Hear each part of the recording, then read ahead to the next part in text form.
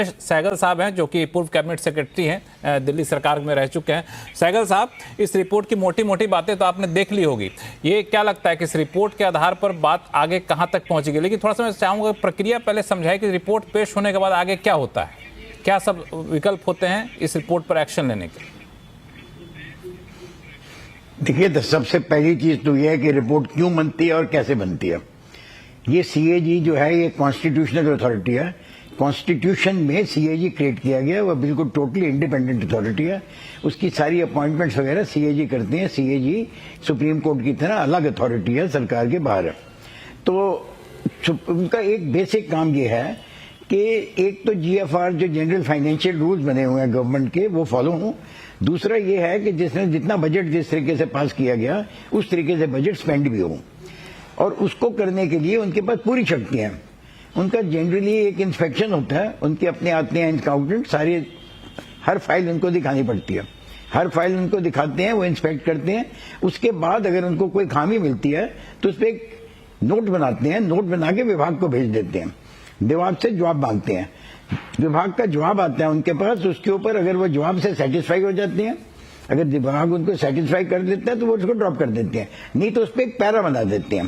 Para बना के इनको ऑडिट पैरास बोलते हैं। पैरा बना के भी डिपार्टमेंट के पास भेज देते हैं कि ये हमारा para we propose to include it, इसको हम इंक्लूड करेंगे जो हम रिपोर्ट असेंबली में देंगे। तो उस पैरे के ऊपर भी कमेंट्स लेते हैं। उसके बाद हाईएस्ट अथॉरिटीज जो होती हैं वो उसको देखती हैं और पैरे को मंजूर करती हैं या ड्रॉप कर देती हैं। तो एक बहुत बड़ी प्रक्रिया है जिसके बाद ये पैरा बनता है। फाइलों से शुरू होता है और उसके बाद डिस्कशंस होती हैं और उसके बाद पूरा मौका दिया जाता है विभाग को कि आप इसको जस्टिफाई करिए। तो जो पैरा में एक चीज आ जाती है तो उसकी एक सैंक्टिटी होती है। अब वो असेंबली में इसलिए जाती है क्योंकि असेंबली ने ही बजट पास किया होता है, और असेंबली की ड्यूटी है जानना कि राइट है जानना कि उसको बजट को किस तरीके से स्पेंड किया गया। पहली तो चीज ये होगी। दूसरा ये है कि जो फाइनेंशियल रूल्स हैं, एक जीएफआर बना हुआ है जिससे सब बाउंड होते हैं। पीडब्ल्यूडी में पीडब्ल्यूडी कोड है, बाकी हर विभाग जनरल फाइनेंशियल रूल से बंधित रहता है। वो फाइनेंशियल रूल्स को फॉलो करना पड़ता है। उसमें एक बेसिक फाइनेंशियल रूल मान लीजिए ये है कि आप कॉम्पिटिटिव बिड्स मंगवाइए। अगर आपको कोई टेंडर देना है या वर्क अवार्ड करना है, मैं इस समय शराब की बात नहीं कर रहा हूँ, मैं जनरल बात कर रहा हूँ, तो आप उसके टेंडर ओपन टेंडर मंगवाइए। अगर आपने ओपन टेंडर नहीं मंगवा सकते तो बताइए क्यों नहीं मंगवाए। तो ये वगैरह वगैरह ये चीजें होती हैं, उसमें लिखी होती है। मैं ज्यादा डिटेल में नहीं जाऊंगा। तो जब रिपोर्ट आती है तो उसमें ये भी अंदाजा लगा देते हैं कि कितना नुकसान हुआ, कितना फायदा हुआ। नुकसान फायदे का ये नहीं होता कि हमारी एक्स्ट्रा इनकम आ गई कि नहीं आई, क्योंकि अगर आप टैक्स बढ़ा दोगे, मान लीजिए हम इनकम टैक्स हमने 20% बढ़ा दिया और आपकी इनकम 10 साल बढ़ गई, 10% बढ़ गई, तो 10% का लॉस हुआ ना। तो इसी तरह अगर शराब पे जिस तरह जिन स्टेट्स में प्रोहिबिशन है वहां तो जीरो आ रहा है शराब का, तो आपका क्या कहेंगे, पिछले साल 2000 करोड़ आया था, इस दफा 2000 करोड़ का लॉस हो गया। उसको लॉस और गेन नहीं माना जाता।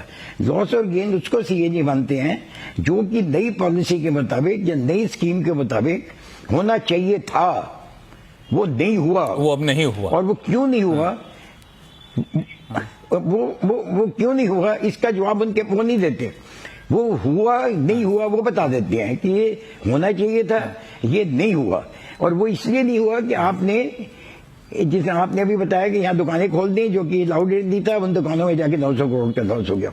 देखिए, एक सेकंड चीज भी है कि वहां पे जो सेल होनी थी 900 करोड़ की, जो सरकार को आनी थी, वो 900 करोड़ की सेल यहाँ चली गई ना, जिन एरिया में दुकानें चल रही थी।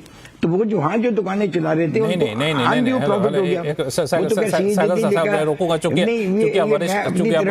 पूर्व अधिकारी हैं, मैं फैक्चुअली करेक्ट कर दूं कि ये इसलिए नहीं 900 करोड़ का नुकसान बता रहे हैं कि दुकानें यहाँ नहीं वहां चली गई, वहां तो हो जाता है, इसलिए 900 करोड़ का नुकसान बता रहे हैं।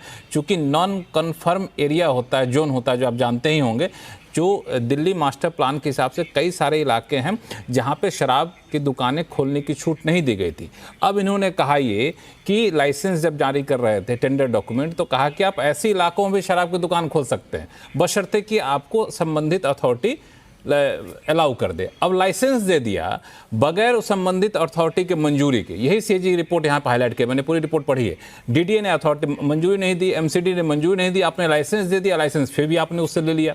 जब बामरा जब दुकान खोलने गए तो डीडीए बोला भाई यहाँ कहाँ दुकान खोलने चले आए हो, ये तो एरिया है नहीं जी दुकान खोल सकते हो। तो बगैर इन सब चीज़ों को देखे लाइसेंस दे दिया और वो लाइसेंस फी जो है आपको वापस करना पड़ गया। ये नुकसान का आकलन सीएजी यहाँ पे बता रही है। इस पर मैं आगे एक सवाल लेकर और आपके पास आऊँगा सहगल साहब, लेकिन आशुतोष जी को जोड़ता हूँ जो कि वरिष्ठ पत्रकार हैं, सत्य हिंदी के फाउंडर भी हैं। आशुतोष जी, जिस तरीके से भाजपा हमलावर थी चुनाव के दौरान सीएजी की रिपोर्ट को लेकर के, सीएजी की रिपोर्ट अब सार्वजनिक होने के बाद आपको लगता है कि उतने तथ्य हैं कि उस हमलावर को और ज्यादा आगे बढ़ाया जाए और अरविंद केजरीवाल को यहां से और ज्यादा सख्ती से घेरा जा सके?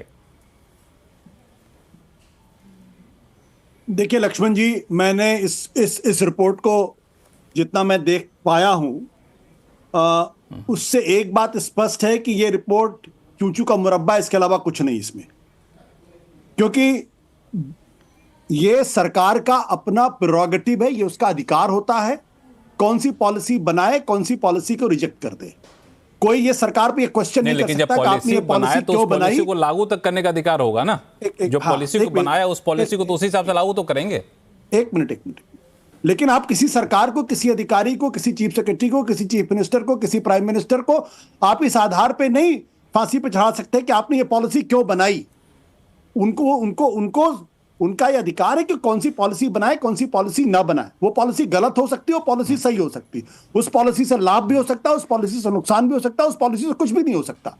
तो एक बात तो यह कि ये अरविंद केजरीवाल है, किसी भी सरकार, रेखा गुप्ता जी भी कल पॉलिसी में चेंज करेंगे, ये उनका अधिकार है और उस पर क्वेश्चन मार्क नहीं लगना चाहिए। दो चीजों के आधार पर मैं इस रिपोर्ट को खारिज करता हूं फॉर द सिंपल रीजन, क्या सीएजी ने इसमें यह कहा कि इसमें किसी तरीके के कानून का उल्लंघन करके पॉलिसी बनाई गई है? पहली बात।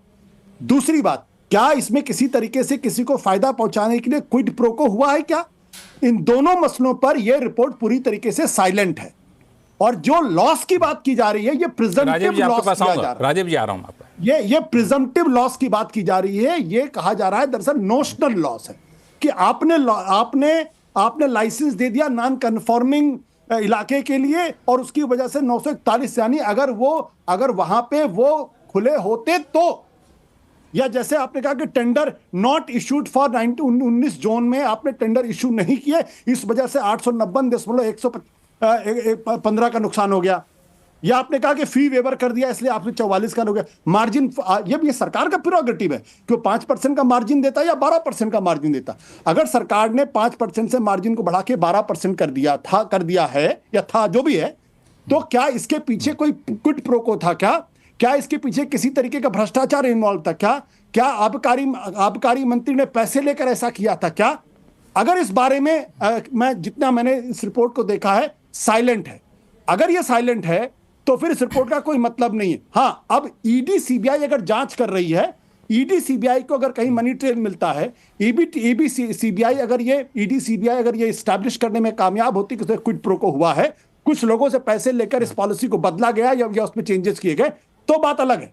इस रिपोर्ट के आधार पे आप सरकार पे नहीं कर सकते। और तीसरी जो सबसे महत्वपूर्ण बात है कि इस देश के अंदर कैग को कम से कम अब ये बात समझ लेनी चाहिए कि जो विनोद राय ने शुरू किया था कैग होते हुए कि एक नोशनल लॉस 1,76,000 करोड़ का घोटाला हो गया, 1,86,000 करोड़ का घोटाला हो गया, वो बाद में कुछ भी साबित नहीं हुआ। 2G घोटाले में सुप्रीम कोर्ट से लोगों को क्लीन चिट मिल गई है। तो सीएजी को अब ये प्रिजम्पटिव नोशनल लॉस के बारे में बात करना बंद कर देना चाहिए।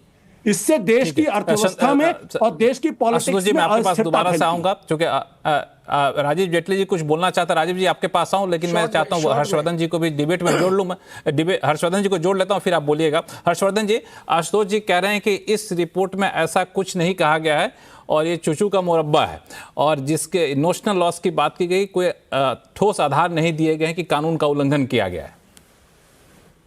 देखिए, मुझे लगता है कि सीएजी की रिपोर्ट्स अब तक जितनी आई है, आशुतोष जी ने तो मुझसे ज़्यादा सीएजी रिपोर्ट्स देखी हैं।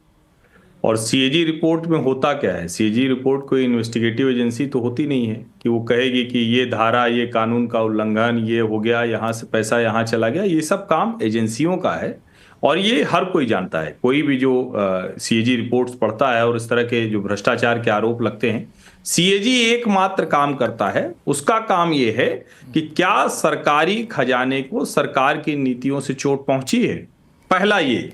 दूसरा, पहुंची है तो कैसे पहुंची है। अब अगर इस रिपोर्ट को देखें तो 2000 करोड़ से अधिक के वो नुकसान की बात कर रहे हैं और 4 हेड्स दिए हुए हैं जिसमें वो बता रहे हैं कि ये कारण थे जिसकी वजह से कहीं 941 करोड़ है, कहीं 840 करोड़ है, कहीं 147 करोड़ है, कहीं 27 करोड़ है, ऐसे वो बता रहे हैं कि ये नुकसान हुआ। अब अगर ये रिपोर्ट जो आशुतोष जी के शब्दों में कहें कि चूचू का मुरब्बा होती तो अरविंद जी क्या इतने नासमझ थे? आशुतोष जी तो जानते हैं कि अरविंद जी कितने समझदार और शातिर चतुर सुजान राजनेता हैं कि वो इस रिपोर्ट को ना लाते, वो तो पहले ही इस रिपोर्ट को लाते। और आम आदमी पार्टी के जो प्रवक्ता आज ये कह रहे हैं कि भाई अब तो हम पुरानी वाली जो पॉलिसी थी वो गड़बड़ थी, अगर ये होता तो क्या आपको जो अरविंद केजरीवाल कश्मीर फाइल्स तक पर विधानसभा का सत्र बुलाकर उस पर अट्टहास करते रहे और भाजपा वालों को कहते रहे जाओ पोस्टर चिपकाओ, अपने पिता को बताना, अपने बेटे को बताना कि क्या करते हो, फिल्म का पोस्टर चिपकाते हो, इस तरह का हंसी मजाक बनाने वाले देश की राजनीतिक प्रक्रिया का, देश के संवेदनशील मुद्दों का, कश्मीरी पंडितों के साथ जो बर्बर अत्याचार हुआ उसका, वो व्यक्ति इस रिपोर्ट को लेकर नहीं आता, बिल्कुल लेकर आता, लेकिन उनको पता है कि जो शॉर्टकमिंग्स हैं वो उन पर भारी पड़ेगी। ये तो हुई एक बात, लेकिन मुझे लगता है लक्ष्मण जी कि असली बात की अब चर्चा करनी चाहिए। रिपोर्ट छिपा ली गई एक बात है, अरविंद केजरीवाल मुंह क्यों छिपा रहे हैं, यह सवाल आप लोगों के मन में नहीं आ रहा है?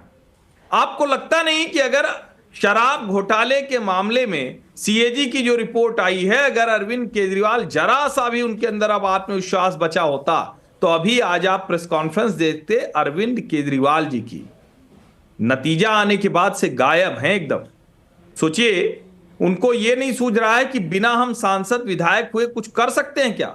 बार बार उन पर यह आरोप लगते रहे और देश जब सर्विसेज निवान जी मुस्कुरा रहे हैं, कुछ बोलना चाहते हैं। निवान जी मुस्कुरा रहे हैं, एक लाइन में खत्म कर रहा हूं, सिर्फ मैं एक लाइन। जब सर्विसेज बिल पर बहस हो रही थी तो देश के गृह मंत्री ने एक बात कही थी, उन्होंने कहा कि हर जगह की विधानसभा का एक सत्र, आ रहा हूं आपके पास, सत्र शुरू होता है, सत्र खत्म होता है, लेकिन दिल्ली विधानसभा का सत्र खत्म शुरू नहीं होता है, वो चलती रहती है।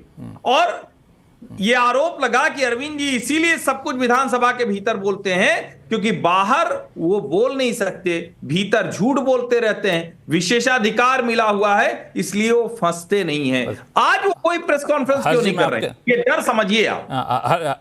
बिल्कुल, हर जी का जो सवाल है उस पर जवाब लूंगा निवान आपसे मैं, लेकिन राजीव जेटली जी बहुत देर से कुछ बोलना चाहते हैं। राजीव जी।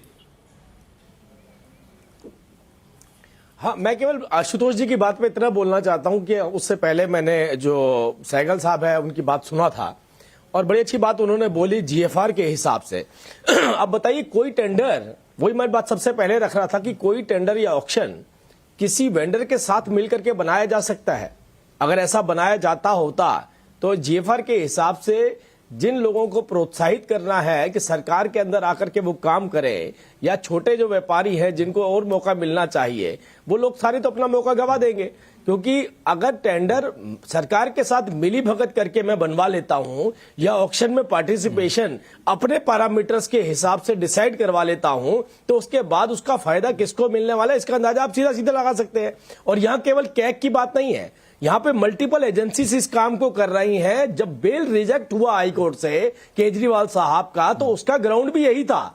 घोटाला जो बार बार पूछा जा रहा है कि घोटाला कैसे है, घोटाला बताना कैग का काम नहीं है, कैग केवल अपने आंकड़े दे सकती है। घोटाला बजाना उन एजेंसीज का काम है जिन एजेंसीज ने इस बात को पकड़ा कि कैसे वेंडर और सरकार ने मिलकर के पॉलिसी बनाई, कैसे उन लोगों ने मिडलमैन को बीच में से हटाया, जो मार्जिन थे मैन्युफैक्चरर के उसको बढ़ाया गया। ये घोटाला इस बात को लेकर के देना चाहते हैं क्योंकि आपने जो पूरी चेन थी सप्लाई चेन को डैमेज, मैं इसीलिए बोल रहा हूं, उस सप्लाई चेन को, पूरी सप्लाई चेन को डैमेज कर दिया, सारे का सारा बाईपास करके। जो पैसा आप कह रहे हैं, बार बार एक ही बात आ रही है कि पैसा किसको गया, किसने लिया, कैसे लिया। अरे भाई, पैसा तो रिकवर होगा, उसकी तो इन्वेस्टिगेशन चल रही है। नहीं तो पहली बेल के अंदर ही, पहली बार में केजरीवाल साहब बेल पे बाहर आते, तथ्य एजेंसी ने रखे, बेल रिजेक्ट हुई, ये एक अलग एंगल है। कैग की रिपोर्ट एक अलग एंगल है और कैग के अंदर किस तरीके से लॉसेस हुए उस बात को डिफाइन किया जा रहा है। तो मैं तो एक ही बात पूछूंगा आम आदमी पार्टी से भी कि भाई आपने वेंडर के साथ मिलकर के